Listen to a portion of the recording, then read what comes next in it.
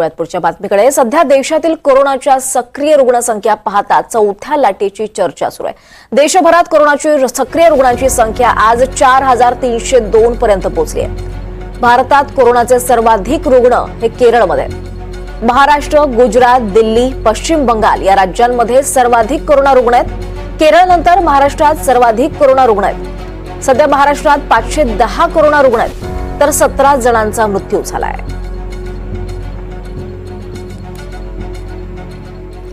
दरम्यान राज्यात दिवसेंदिवस कोरोना रुग्णांच्या संख्येत वाढ होतीये। कोरोनाचा नवा विषाणू वेगाने पसरत असल्यानं राज्यातील रुग्णालयांनी आवश्यक त्या सुविधांमध्ये वाढ करण्याच्या दृष्टीनं उपाययोजना सुरू केल्यात।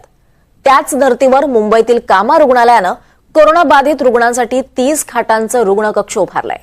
या कक्षामध्ये जीवनरक्षक प्रणाली, प्राणवायू पुरवठा यंत्रणा, निगराणी प्रणाली आणि आवश्यक वैद्यकीय उपकरणांची व्यवस्था करण्यात आली आहे। याचा आढावा घेतलाय आमच्या प्रतिनिधी जुई जाधव यांनी।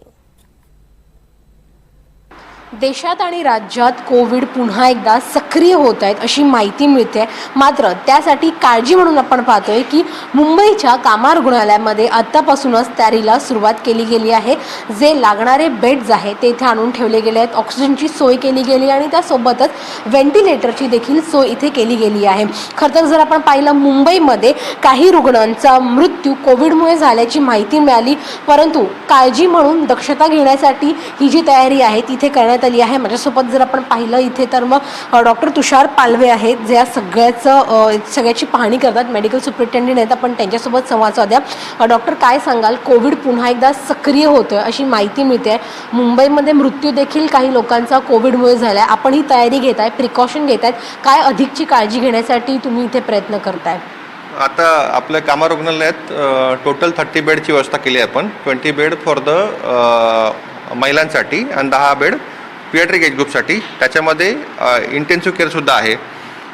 आता जो स्ट्रेन आला आहे JN1 ओमिक्रॉनच्या टाईपचा आहे, तो त्याचे सिम्पटम्स सेम आहेत, फक्त काही स्टडी सांगतात की पॉसिबिलिटी आहे कॉम्प्लिकेशन जास्त होऊ शकतात।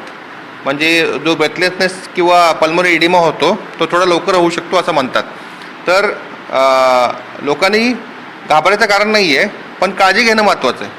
असं नाही की आपण एकदा इथे आमच्याकडे 3 वेव्ह येऊन गेल्या तेव्हा रुग्णालयामध्ये 1600 पेशंट ॲडमिट होते, महिला आणि बाल।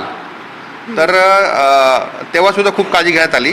पण आत्ता जे जनरल पब्लिक आहे ते जेव्हा जातात बसमध्ये, ट्रेनमध्ये, थिएटरमध्ये, त्यांनी मास्क घालावा। N95 असेल तर ठीक आहे, नसेल तर ट्रिपल लेअर मास्क घालावा, जसं मी आता घातला येतो। तसेच आपण जेव्हा पब्लिक प्लेसमध्ये जातो, ज्या बाहेरचे वस्तू आहेत म्हणजे स्टँड आहे किंवा हे भिंत आहे, त्याला हात लावू नये। आणि जर हात लावला तर तो हात तोंडाला लावू नये, तोंडाला किंवा नाकाला लावू नये। आणि घरी गेलं का पहिले हात आणि तोंड धुवावे आणि मगच बाकी गोष्टी कराव्या।